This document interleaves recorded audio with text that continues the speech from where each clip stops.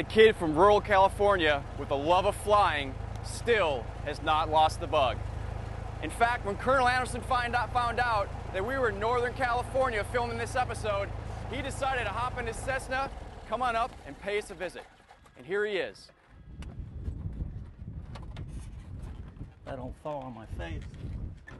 That's not gonna happen.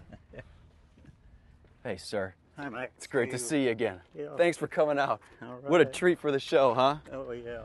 So what do you think? I mean, Wow. there she is. Looks pretty mean to me. I bet it looked even meaner when you were fighting it tooth and nail over the skies of Germany, huh? Oh, yeah. Golly. You know, we spent the last hour talking about the capabilities of this plane and the capabilities of the Mustang that you were in.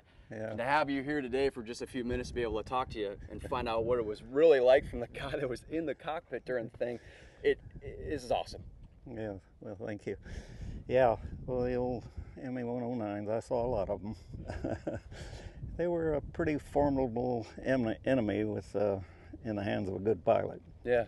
And at the end of the day, you know, like we've been talking about it, planes are planes, but it comes down to the guy sitting in the cockpit, you know, the monkey in the cockpit. I think so. I think especially in the European theater, I think the airplanes were closer to performance, the enemy and the Allies, than they were in the Pacific. And I think the cockpit made the difference. Yeah. There.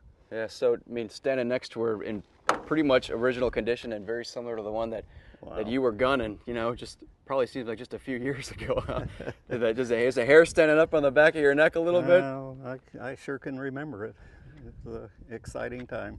You know, I gotta tell you, sir, just from my heart, to have you out here next to this plane, and to be around a guy that was there, did that, and is a great warrior, and you know, one of the greatest fighter pilots this country's ever seen. It is a true honor and one of my childhood heroes. Thank you. I gotta tell you, sir, having a couple of fighter pilots sitting around telling stories, I'd much rather be doing it with a glass of Old Crow or something. But you know, we gotta take what we can get out here, huh? A glass of something cold.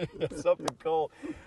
You know, but the one of the stories, one of the many stories I'd like to hear you tell is how in the heck you could rack up 16 1/4 victories. I mean, where does the quarter come from? The quarter kill, yeah. Well, I get that question asked all the time, and it's pretty easy. You know, I don't shoot off a quarter of the airplane. Yeah. It's a shared kill, and you share it with 3 other guys. In this case, I shared it with my whole flight.